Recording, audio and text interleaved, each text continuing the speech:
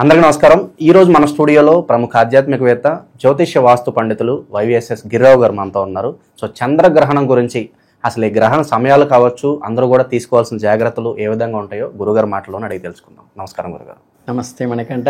September 7వ తారీఖు మనకి సంపూర్ణ చంద్రగ్రహణం. గురుగారు, ముందుగా సమయాలు తెలియజేయండి. ఎప్పుడు మొదలవుతుంది, ఎప్పుడు ఎండ్ అవుతుంది, ఎక్కువ మేజర్ ఇంపాక్ట్ ఏ రాసులు నక్షత్రాల మీద ఉంటుంది, ఓవరాల్గా మానవాళ్ళందరూ కూడా ఎలాంటి జాగ్రత్తలు తీసుకోవాలి మీ మాటలో తెలియజేయండి. ఖచ్చితంగా. ఇందులో ఏంటంటే ఇప్పుడు యూట్యూబర్స్ వచ్చిన తర్వాత ప్రధానంగా ఏంటంటే అసలు ఇండియాలో కనిపించినవి, అసలు మనకి స్పర్శ కూడా లేనివి కూడా ప్రతి గ్రహణం వస్తుందని చెప్తున్నారు. కానీ ఈసారి ప్రత్యేకత ఏంటంటే ఇది ఖచ్చితంగా ఇండియాలో అందరికీ కనిపించేటువంటిది, మన మీద ఇంపాక్ట్ చూపించేటువంటి గ్రహణం ఇది. కనుక ఏంటంటే మిగతావన్నీ వదిలేసినా దీనికి మాట ఖచ్చితంగా జాగ్రత్తలు తీసుకోవాలి.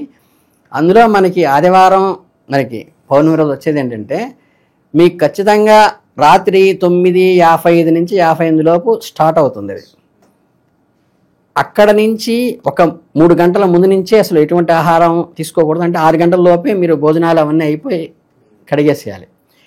ఈ 9:58 స్టార్ట్ అయింది, మనకి రాత్రి 11:40కి పీక్ స్టేజ్కి వెళ్తుంది. అక్కడి నుంచి మళ్ళీ నిదానంగా గ్రాడ్యువల్గా విడుపు అంటారనమాట. అంటే ఇది కేతువు రాహు రెండు ఉంటాయి, ఇది రాహుగ్రస్తం. ఈ గ్రహణం వచ్చి రాహుగ్రస్తం అయింది. ఇదేంటంటే ఎండింగ్ వచ్చేసరికి అంటే 1:26 అవుతుంది. అందువల్ల ఏంటంటే 10:58కి 10:55 నుంచి 58 స్టార్ట్ అవుతుంది. మీకు 11:40కి పీక్ స్టేజ్కి వెళ్తుంది. తర్వాత 1:26కి ఎండ్ అయిపోతుంది. సుమారుగా ఇది 3 గంటల వరకు ఉంటుంది. ఇదే లాంగెస్ట్ అంటున్నారు ఇప్పుడు. లాంగెస్ట్, సంపూర్ణంగా కనిపించేటువంటిది, సంపూర్ణంగా ఫలితం మనం నియమాలు ఆచరించవలసింది ఈ గ్రహణం. అది ఇది వచ్చేసి ఇంకా మీరు అడిగినట్టుగా మనకి యాక్చువల్గా వచ్చేసి ఏంటంటే శతభిష నక్షత్రం కుంభరాశి మీద ఏర్పడుతోంది. ఇది రాహుగ్రస్తమైంది. కానీ ఇంపాక్ట్ వచ్చేసి ఏంటంటే ఇటు కుంభానికి వస్తుంది, అటు మీనానికి వస్తుంది. ఇద్దరు రాసుల వాళ్ళు జాగ్రత్త వహించాలి. తర్వాత శతభిషానికి వస్తుంది, పూర్వభాద్రకి కూడా వస్తుంది. ఈ 2 నక్షత్ర వాళ్ళు అంటే ఈ 2 రాసుల వాళ్ళు, 2 నక్షత్ర వాళ్ళు ఖచ్చితంగా జాగ్రత్తలు తీసుకోవాలి, గ్రహణ నియమాలు పాటించాలి. అందులో మీరు నమ్మినా నమ్మకపోయినా, ఇప్పుడు సింహం తినేస్తుందిరా అని ఎవరో చూసిన వాళ్ళు చెప్పారు. నేను రోజు వెళ్తున్నాను, పార్క్కి వెళ్తున్నాను, ఏ మనిషిని తినంగా చూడలేదు, ఏదో మాంసం ముక్కలు తీసుకొచ్చి కేజీ తీసుకొచ్చి వేస్తుంటాడు, అవే తింటాయి, సింహం మనిషిని తింటుందా, నేను దూకుతానంటే అది నీ విషయం. దూకిన తర్వాత ఏమవుతుంది అనేది. ఎందుకంటే ఇవి పెద్దవాళ్ళు ఏదన్నా సిస్టమేటిక్గా చెప్పిన తర్వాత శాస్త్రీయంగా దాన్ని మస్ట్ ఒబే, ధర్మశాస్త్రంలో రాసిన దాన్ని ఒబే చేయటం అనేది ధార్మికంగా పాటించవలసిన నియమం. ఇందులో ములాజం లేదు. ఈ గ్రహణం మనకి కనిపించేది, మనం పాటించాల్సింది, మనకి సంపూర్ణంగా ఉండేటువంటి ఫలితాలు ఉండేది ఈ గ్రహణంలో. మీరు ఒక 2 రాసులు చెప్పారు, కాస్త ఇబ్బందికర పరిస్థితులు అంటున్నారు. సో కొంతమంది ప్రాణగండం కూడా ఉంటుంది అంటున్నారు. వాస్తవాలు ఏంటి? అసలు ప్రాణగండం లాంటిది ఏమి ఉండదండి. ఇప్పుడు గ్రహణం పట్టింది అన్నారనుకోండి, ఒక గవర్నమెంట్ ఎంప్లాయ్ అన్నాడు, ఆయనకి సస్పెండ్ అయ్యి ఛార్జెస్ ఫ్రేమ్ చేసి 10 మందిలో ఏసీబీ వచ్చి రైడ్ చేసిందనుకోండి, అటువంటి దాన్ని గ్రహణం పట్టడం అంటారు. అంటే ఆ ఉద్యోగస్తుడు గ్రహణం పట్టింటే డిఫేమ్ అవుతారు. అట్లా ఒక జ్యోతిష్కుడు పాపులర్గా చెప్తుంటాడు, ఏ టీవీ5 వాళ్ళ తీసుకొచ్చి ఏకి పారేసేసి ఆయన కడిగేస్తారు. లేదా ఒక క్షేత్రానికి ఎక్కడైతే తను పాపులర్ అయ్యి, ఎక్కడైతే ప్రజలందరినీ బస్సులు వేసుకు తీసుకెళ్తున్నాడో ఆ క్షేత్రంలో ఉన్న పురోహితులే నువ్వు బయటికి వెళ్ళిపో అన్నారనుకోండి, అది అవమానకరమా కాదా? అంటే పూర్వం ఏం చేసేవాళ్ళంటే మీకు రాజులు ఉండే కాలంలో కూడా మనిషిని పిలిచి తీసుకొచ్చి మోకాళ్ళ మీద కూర్చోబెట్టి గుండు కొట్టి పంపించేవాళ్ళు. అంటే అది మరణంతో సమానంట. అలాగే పురుషోత్తముడు అలెగ్జాండర్ ఆ కాలంలో కూడా ఏంటంటే వాడు మన కింద శరణాగతి బైండ్ ఓవర్ అయిన తర్వాత ప్రాణం తీసేవాళ్ళు కాదు, వదిలేసేవాళ్ళు. వాళ్ళేమో ప్రాణం తీసేవాళ్ళు. అర్థమైందా? అలా గ్రహణోత్సవం ఏంటంటే ప్రాణం పోతుందని కాదు, ప్రాణగండం అని కాదు. అంటే వీళ్ళ మాటకి, వీళ్ళ చేతలకి, వీళ్ళ ఫేమ్కి, వీళ్ళ గ్రోత్కి ఆటంకాలు కలిగేటువంటి, అంటే మొబ్బు కమ్మేసింది అనుకోండి, గ్రహణం పట్టింది, సూర్యుడు ఎక్కడికి పోతాడు? ఎక్కడికి పోడు. కింద చక్కటి నీళ్ళు ఉన్నాయి, పైన పాచి పట్టేసింది, నీళ్ళు పచ్చని పాచి పోతే ఆటోమేటిక్గా మళ్ళీ లోపల వస్తుంది. అలా గ్రహణం విడంగానే మళ్ళీ సూర్యుడు కనిపిస్తాడు, చంద్రుడు కనిపిస్తాడు. అలాగే వీళ్ళకేంటంటే ఒక ఆటంకంలాగా మొబ్బు కమ్మేసినట్టుగా వాళ్ళ జీవితంలో ఇబ్బందులు కలుగుతాయి. అంటే మాటకి వాల్యూ పోవటం కానీ, పరపతి పోవటం కానీ, గౌరవం పోవటం కానీ, ఇవన్నీ ఏంటంటే కొన్ని ఇప్పుడు నక్షత్రం బాగాలేదన్నారు, నక్షత్ర జపం చేసుకుంటే అవి దోష నివారణకి. వర్షం వస్తుందంటే గొడుగు పట్టుకెళ్తుంటే ఎలాగంటే ఏంటంటే అలా ఆ ఇంపాక్ట్కి అనుగుణంగా ఆ 2 రాశుల వాళ్ళు జాగ్రత్తలు తీసుకోవాలి. గ్రహణ సమయంలో జపం చేసుకోవాలి, గ్రహణానికి ముందు స్నానం చేయాలి, గ్రహణ సమయంలో చక్కగా జపం చేసుకుంటాడు. జపం అని వేరు, పూజ వేరు. షోడశోపచారాలతో పంచోపచారాలతో చేసేది పూజ. జపానికి దీపారాధన ఉండదు, మీకు ఉపచారాలే ఉండవు. స్నానం చేసి అంటే గట్టిగా అయితే మంత్రం ఎవరికైనా మంత్రోపదేశం జరిగిన వాళ్ళైతే అసలు తడి బట్టలతోనే చేయమన్నారు. అందుకని ఏంటంటే మంత్రజపం చేసుకుంటూ మీరు శివమంత్రం అయితే శివమంత్రం, రామమంత్రం అయితే రామమంత్రం, ఏదైతే అది మంత్రజపం చేసుకోవాలి, పూజ కాదు. అది చేసుకుంటూ ఉండే అది అయ్యేదాకా. తర్వాత అయిపోయిన తర్వాత మళ్ళీ గ్రహణ విడుపు స్నానం అని ఉంటుంది. ఆ గ్రహణ విడుపు స్నానం చేసి ఇల్లు శుద్ధి చేసుకుని తర్వాత మనం ఎప్పుడైతే పూజ చేస్తామో మేమేంటి అమావాస్యకి ఏంటంటే అవి క్లీన్ చేసి పెడుతూ ఉంటాం. అలా పెట్టేదాన్ని పులికాపు అంటాం. ఇక్కడ ఏంటంటే ప్రతి గ్రహణం వచ్చినప్పుడు కూడా ప్రతి దేవాలయంలో కానీ ప్రతి ఇంట్లో విగ్రహాలు, అంటే మనం అంగుష్ట మాత్రం ఇంట్లో దేవాలయం పెట్టుండే ఈ విగ్రహాలు పెట్టిన వాళ్ళు కానీ మొత్తం ఆ పూజా మందిరం అంతా క్లీన్ చేసుకుని విగ్రహాలన్నీ కడిగి శుద్ధి చేసుకుని మళ్ళీ పెట్టాలి. అది నువ్వు తెల్లారుజాము 4ంటికి లేచి పూజ చేసుకునే అలవాటు నీకుంటే 3ంటికి లేచి క్లీన్ చేసుకోవాలి. ఉదయం 6:30కి పూజ చేసే అవకాశం ఉంటే ఉదయం 5ంటికి లేచి చేసుకోవాలి. నీ పూజ టైం ఆపకుండా పూజకు 1 గంట 1 గంటన్నర ముందో ఉండి మొత్తం శుద్ధి చేసుకోవాలి. ఇప్పుడు తిరుమల ఉందనుకోండి, అక్కడ తెల్లారుజాము 2:30కే మీకు పొడి దక్షిణాలు పెట్టారనుకోండి, అక్కడ మరి అప్పటి నుంచే మొదలెట్టి చేసుకోవాలి. ఏదైనా గ్రహణం అయిన తర్వాత మళ్ళీ పూజ చేసేలోపు ఖచ్చితంగా శుద్ధి జరగవలసింది, ప్రక్షాళన జరగవలసింది. అది దేవాలయం కానీ ఇంట్లో విగ్రహాలు కానీ పూజా మందిరం కానీ ఇవన్నీ కూడా శుద్ధి చేసుకుని ఇల్లు కూడా తుడిచి కడుక్కుని మనం నెక్స్ట్ పూజ చేసుకోవాలి. ఇది ఆహార నియమాలు కావచ్చు, గర్భిణీ స్త్రీలు కావచ్చు, అన్న జాగ్రత్తలు చెప్తారు జనరల్గా ఓవరాల్గా. అవి ఒరిజినల్గా సైంటిఫిక్గా చెప్పినవి. మీకు ఇన్ఫ్రారెడ్ రేస్ అని అల్ట్రావైలెట్ రేస్ అని ఎలా వస్తాయో అవి బేబీ ఏంటంటే గర్భిణీ స్త్రీల మీద అంటే అమెచ్యూర్డ్గా బేబీ ఉంటుంది. మీకు దాని మీద 2-3 సార్లు స్కానింగ్ చేస్తేనే మనకి ఇబ్బంది కలిగేది ఉంటుంది. అంటే గ్రహణ మర్యాలు అని ఇవి రావడంటే ఆ రేసు వల్ల. అవి సైంటిఫిక్, అర్థమైంది. దానికి శాస్త్రంతో మన ఏది జపధ్యానాలతో సంబంధం ఏం లేదు. నీకు తెలిసి చేసినా తెలియక చేసినా సైన్స్ ప్రకారము మన స్టెరాయిడ్స్ వాడితే ఎలా వస్తుందో దాని ఇంపాక్ట్ అది వస్తుంది. అందుకని ఏంటంటే గర్భిణీ స్త్రీలు మీన్స్ ఏంటంటే మీకు ఈ 1st మంత్ నుంచి 5th మంత్ లేదా 3rd మంత్ లోపు బాగా కేర్ తీసుకోవాలి. అది చాలా ప్రెసెస్గా ఉంటుంది. ఇప్పుడు కూడా ఓపెన్ లైట్కి రాకూడదు, అర్థమైందా? గ్రహణ సమయంలో ఆ కన్సీవ్ అయినప్పటి నుంచి 3rd మంత్ దాకా ఏ గ్రహణంలో అయినా మనకి కనిపించేటువంటి ఏ గ్రహణంలో అయినా ఓపెన్ లైట్కి రాకూడదు. ఇది ఫండమెంటల్ రూల్.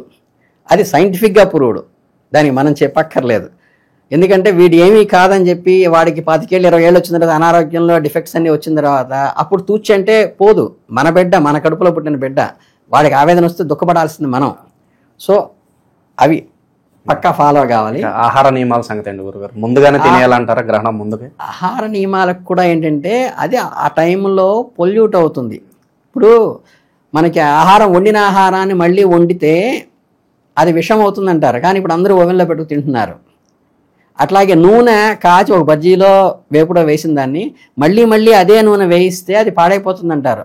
బట్ ప్రతి బజ్జీ షాపులో అవే వేస్తున్నారు, ప్రతి పానీపూరి అవే వేస్తున్నారు, అవే తింటున్నారు. కాబట్టి అలాంటి డిఫెక్ట్స్ ఆహారంలో చెడిపోయేటువంటి అవకాశం ఉన్నది. కాబట్టి అందుకని పదార్థాలేవి అప్పుడు వండరాదు, తినరాదు అనేది శాస్త్ర నియమంలో ఉన్నది. కనుక ఈరోజు వండినవన్నీ మీకు ఒక 3-4 అవర్స్ ముందే, అంటే సాయంత్రం 6-7 లోపే మీరు దాన్ని కంప్లీట్ చేసేసుకుని, అసలు శాస్త్ర ప్రకారం మా హైందవ్యంలో ఏం చెప్పారంటే సూర్యాస్తమైన తర్వాత ఆహారం తీసుకోకూడదు అన్నారు. ముందే తినేసేసేసి ఉండాలి. అది ఈరోజు ఒక్కరోజైనా ఖచ్చితంగా ధర్మాన్ని పాటిస్తూ సాయంత్రం 6-7 లోపు తినేయాలి. ఇంకా పసిబిడ్డలు ఎవరన్నా ఉంటే, హెల్త్ బాగలేని వాళ్ళు ఉంటే, వీళ్ళు ఎవరైనా ఉంటే ఒక 8:30-9 దాకా తీసుకుని ఆ తర్వాత ఆహారం తీసుకోకుండా ఉండటం చాలా శ్రేష్టము. అంతే తప్పితే దీని ఏదో భూతద్దంలో చూపించేసి భయపడి దీనికి కూడా మళ్ళీ అందరూ క్యాచ్ చేసుకుని దీన్ని ఇన్ని వేలు తీసుకుని అన్ని వేలు తీసుకుని ఇవేమి ఇవి చేస్తే అంటే కాదు. ఎవరి జపం వాళ్ళు చేసుకోవాలి, ఎవరి నియమాలు వాళ్ళు పాటించాలి. ఆహార నియమాలు కానీ, శారీరక నియమాలు కానీ, జప నియమాలు కానీ మీ ఇంట్లో మీరు శ్రద్ధగా చేసుకోండి. వాళ్ళ 2 నక్షత్రాలలో 2 రాశుల వాళ్ళు గ్రహణం చూడబాకండి. ఆ 3 అవర్స్ కంప్లీట్ జపంలోనే భగవద్ధ్యానంలో ఉండి భగవంతుని అనుగ్రహానికి, భగవంతుడు మనం ప్రార్థించినప్పుడు మీకు కిటియర్ ఫోటోగ్రాఫ్ అని ఉండేది అంతకుముందు. ఈవెన్ చెట్లకి, మొక్కలకి, జంతువులకి సైంటిఫిక్గా నిరూపించారు. ఒక ఎరా అని ఉంటుంది. ఈ ఎరా డిస్టర్బ్ అవుతుంది ఆ నక్షత్రం రాశుల వాళ్ళకి. గురుగారు అలాగే గ్రహణ సమయంలో జపాలు చేసుకోమని అని ఇష్టదేవుని ప్రార్థించమని సో కొన్ని పాయింట్లు అయితే చెప్పారు. అసలు గర్భిణీ స్త్రీల సంగతి పక్కన పెడితే కామన్ గా ఆ 3 గంటల పాటు చేయకూడని పనులు, పొరపాటును కూడా చేయకూడదు అంటే ఏం చెప్తారు సాధారణంగా? ఖచ్చితంగా చేయకూడని పనులు ఏంటంటే, మళ్ళీ చెప్తే మళ్ళీ అందరూ ఫీల్ అవుతారా కానీ, ఈ ఆహారం కానీ మైథునం కానీ చేయరాదు. ఆహారం విషయాల్లో ప్రతి ఛానల్లో వాళ్ళు చెబుతున్నారు కానీ మైథునం కూడా ఆ రోజు చెయ్యరాదు. అదే కాదు, హైందవంలో ఇరు సంధ్యల్లో కూడా చేయకూడదన్నారు. అలా సంధ్య వేళకి మైథునం చేయటం వల్లే హిరణ్యాక్ష, హిరణ్యకశిపులు లాంటి రాక్షసులు పుడతారని కూడా శాస్త్రంలో స్పష్టంగా రాసున్నది. అందుకని గ్రహణ సమయంలో ఎప్పుడూ కూడా అంటే మనకి స్పిరిచువల్ పవర్ తక్కువ ఉంటుంది. అలా ఉన్నప్పుడు కనుక మన జపధ్యానాల్లో కడితే ఆ ఎర అనేది మనని కాపాడుతుంది. మనం మైథునం చేసినప్పుడు ఏంటంటే స్పిరిచువల్ పవర్ అక్కడి నుంచి వెళ్ళిపోతుంది. వెళ్ళిపోయినప్పుడు ఏంటంటే మనకి ఈవిల్ పవర్స్ అంటే మనం ప్రతి పూజలో మీరు ప్రతి వాళ్ళు చేస్తారు, అక్షంతలు చూసి వాసన పడండి అంటారు. ఉత్తిష్టంతో బుధవిశాచైతే కుంభారకాయితే శామరోధేన బ్రహ్మకర్మ సమారభే అంటే మన నిరంతరం మన క్యాన్సర్ కణాలు అట్టయితే గాల్లో నిరంతరం ఉంటాయో అలా ఇవి నిరంతరం భూతపేత ప్రశాచాలు అనేవి, భూతగణాలు అనేవి ఈవిల్ పవర్స్ తిరుగుతూ ఉంటాయి. అవి నువ్వు పయస్సుగా నిష్టగా ఉన్నవాడి జోలికి రావడానికి భయపడి ఏదో నిప్పు కణాలను చూసి భయపడుతున్న ఈగల్లాగా వెళ్ళిపోతూ ఉంటాయి. ఇలా ఈ గ్రహణ సమయాల్లో కానీ అమావాస్యలో కానీ వాటికి కొంచెం పవర్ ఉంటుంది, మనకి కొంచెం తక్కువ ఉండటం వల్ల ఏంటంటే అప్పుడు అపవిత్రంగా కనుక ఎవరైనా ఉంటే లౌకిక జీవితంలోకి వెళ్ళిపోతే వాళ్ళని ఈజీగా అటాక్ చేయడానికి, ఏడిపించడానికి, హింసించడానికి, చికాకు పెట్టడానికి ఛాన్స్ ఉంటుంది. వాళ్ళ రాజ్యం అప్పుడు ఉంటుంది కాబట్టి. అందుకని కామన్ పీపుల్ ఎవరు ఆహార మైథునాలు ఖచ్చితంగా ఆ గ్రహణ సమయంలో ఏ రాశి వాళ్ళైనా, ఏ నక్షత్రంలో వాళ్ళైనా చేయరాదు. ఆ 2 రాశుల వాళ్ళు ఖచ్చితంగా ముందు స్నానము, మధ్యలో జపము, తర్వాత అంత్య స్నానము చేసుకోవాలి. అందరూ కామన్ మ్యాన్ అంతా కూడా పూజా మందిరం కానీ మళ్ళీ పూజకి ముందు శుద్ధి చేసుకోవాల్సిందే. ఇవి కామన్గా పాటించాల్సినవి గ్రహణాలు. సో మీరు చెప్పినట్లుగా మన జీవితంలో శత్రువులు ఉంటారు, మన ఎదుగుదల ఓర్చుకోలేని వాళ్ళు చాలా ఉంటారు. ఇలాంటి సమయంలో ఇప్పుడు గ్రహణ సమయంలో కావచ్చు, అమావాస్య సమయంలో కావచ్చు, కొంచెం చెడు పూజలు చేపిస్తూ ఉంటారు. ఈ బ్లాక్ మ్యాజిక్ ఇలా ఉంటారు. తెలుసో తెలియకో కొంతమంది వాటికి బలైపోతూ ఉంటారు. మరి ఏంటి కామన్ గా చెప్పాలంటే వీరికి విరుగుడు ఏమన్నా ఉందా? మరి ఇలాంటి పూజల్ని తప్పించుకోవడానికి ఉంది. ఇప్పుడు ఈ బ్లాక్ మ్యాజిక్స్ అన్నిటికీ కూడా అవి తాంత్రికమైనవి. ఈ గ్రహణ సమయాల్లో అమావాస్య లాంటివి ఇట్లాంటి వాటిలో ఎక్కువ వాటికి పవర్ వస్తుంది. కానీ మీకు ధార్మిక విషయాల్లో శుభ్రంగా యాక్చువల్గా ఏంటి, ముళ్ళుతో చేయాలని ఇంకో తాంత్రికుని తీసుకొచ్చి చేయడం అనేది ఇట్స్ కరెక్ట్ కాదు. ఎందుకంటే వాడిని నువ్వు హత్య చేశాడు, నువ్వు వాడి పిల్లని నువ్వు చంపా, నీ పిల్లని వాడు చంపినట్టు. అలా కాకుండా నారాయణ కవచం అని ఉంది. అంటే షడక్షరి ఓం విష్ణవే నమః, తర్వాత అష్టాక్షరి ఓం నమో నారాయణాయ, తర్వాత ద్వాదశాక్షరి ఓం నమో భగవతే వాసుదేవాయ అని. ఈ వీటితో సంపుటీకరణ చేసినటువంటి నారాయణ కవచం అని ఉంది. ఈ నారాయణ కవచం ఏంటంటే అది గనక చేస్తే ఎదుటివాడి ఇంపాక్టు మీకు బుల్లెట్ ప్రూఫ్ ఉంటుంది చూసారా, అలా రియాక్ట్ అవుతుంది. అలాగే ఖడ్గమాల లాంటివి. ఈ కవచం అనే ప్రతీది కూడా డిఫెన్స్ కోసం ఇచ్చింది, ధార్మిక కోసం కాదు. అంటే మోక్షం కోసమో ధార్మికమైన యశస్సు కోసం ఇచ్చినది కాదు. కవచం, దుర్గా కవచం కానీ, నారాయణ కవచం కానీ, విష్ణు కవచం కానీ, హనుమత్ కవచం కానీ, ఈ కవచం అనేవన్నీ కూడా ఏంటంటే ఈ దుష్ట ప్రభావాలు అటాక్ చేస్తున్నప్పుడు వాటి నుంచి ప్రొటెక్ట్ చేసి వాడికే ఇబ్బంది పడి షాక్ కొట్టేట్టుగా చేసేటువంటివి. అంటే వాడికి శత్రుత్వం లేదు, వాడు ఎంత రేస్ చేస్తుంటే అంత వాడి షాక్ తగులుతూ ఉంటుంది. అలా చేసేటువంటి కవచాలు అవి సిస్టమేటిక్గా నిష్టగా చేసుకోవాలి. ఇప్పుడు శివమంత్రం, నామమంత్రం ఉందనుకోండి, 10 రోజుల నుంచి బెడ్ మీద ఉన్నా కానీ చక్కగా అక్కడే 1-2 వెళ్ళిపోతున్నా చేసుకోవచ్చు. కానీ కవచాలు అవి నిష్టా నియమంతో చెయ్యాలి, చేయకపోతే ఇబ్బంది. కాబట్టి కవచం ఏదైనా నారాయణ కవచం ఇష్టమైంది నేను చేస్తున్నది ఏంటంటే నారాయణ కవచం కాబట్టి ఎంతటి ఇట్లాంటి మ్యాచ్లు ఏమున్నా సరే అడ్డంగా తిప్పి కొడతాయి కాబట్టి అసలు వాటి గురించి కంగారు పడక్కర్లేదు. ధార్మికంగా బతికేవాడెవడో కంగారు పడక్కర్లేదు. బట్ ఈ సమయాల్లో మిమ్మల్ని పొల్యూట్ చేసి మీ మీద ప్రయోగిస్తే మనం ఏం చేయలేం. ఆ టైంలో నిష్టగా ఉంటే నేర్చుకోవాలి. ఆ టైంలో పంచమకారాల్లోకి మిమ్మల్ని దించేస్తే నువ్వు వీక్ అవుతావు. వీక్ అయిన తర్వాత అప్పుడు వాడిది.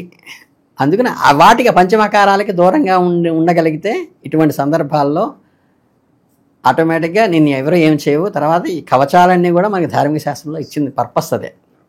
చివరిగా గురుగారు, చంద్రుడు అంటేనే మనసు కారకుడు అంటూ ఉంటారు. సో మరి గ్రహణ సమయం ఆ ఇంపాక్ట్ అయిన తర్వాత కాస్త మానసిక ఆందోళన ఇవన్నీ ఎక్కువగా ఉంటాయని అంటున్నారు. మరి ఇంపాక్ట్ అనేది ఎన్ని రోజులు ఉంటుందంటారు ఓవరాల్గా? ఇప్పుడు 2 రాసులు మనం చర్చించుకున్నాం. ఇంపాక్ట్ అనేది ఎన్ని నెలలు ఉంటుందంటారు? ఇప్పుడు మనకి అది సైంటిఫిక్గా కూడా మీకు ఆటు పోటు అనే సముద్రానికి చెప్తుంటారు. అట్లాగే కలువలు చంద్రుడు వికసిస్తాయని చెప్తారు కదా.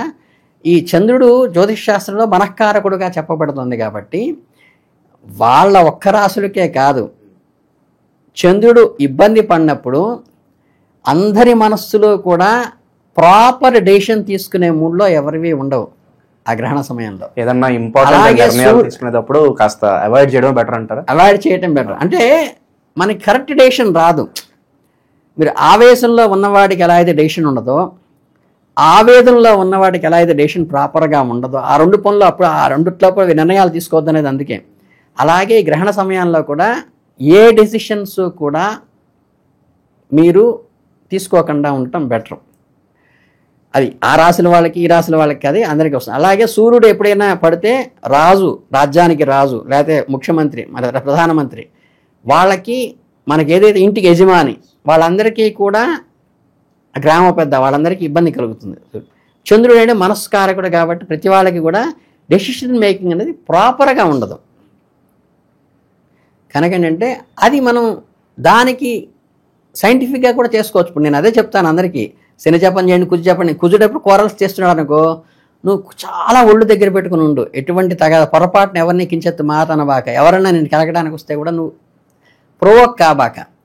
శని ఉన్నాడు, మందుడు ప్రధానికి పోస్ట్పోన్ చేయిస్తాడు. నువ్వు కరెక్ట్గా ఏదో ఎమ్మెల్యే లాగా మినిస్టర్ లాగా రాసుకొని ఖచ్చితంగా సరే ఆ టైం టేబుల్ ప్రకారం నడువు, అప్పుడు దాన్ని జయిస్తావు. అట్లా మనఃకారకుని జయించాల్సి అంటే మనస్సుని ప్రశాంతంగా ఉంచుకుంటూ టెన్షన్స్ ఉంచుకుంటూ ఈ డెసిషన్స్ చంద్రబందరగా ఉండేటువంటి టైంలో డెసిషన్ ఏమీ తీసుకోకుండా కాస్త మౌనంగా ఉండి కాస్త స్టెబిల్ అయిన తర్వాత తీసుకుంటే పర్ఫెక్ట్గా ఉంటుంది. ఇది సైంటిఫిక్గానే అప్రోచ్ కావాలి తప్పితే ప్రతి శాస్త్రాన్ని అది మూఢ విశ్వాసంగా తీసుకోబాకండి. ఇవన్నీ ప్రాక్టికల్గా నిరూపణ అయినటువంటి సిద్ధాంతాలు. ఓకే, ఓవరాల్గా గ్రహణ సమయాల గురించి ఎవరికి బాగా కలిసి వస్తుంది, ఎలాంటి జాగ్రత్తలు తీసుకోవాలి అనేక అంశాలు మా కోసం వివరించారు. ధన్యవాదాలు. చాలా సంతోషం నాయన.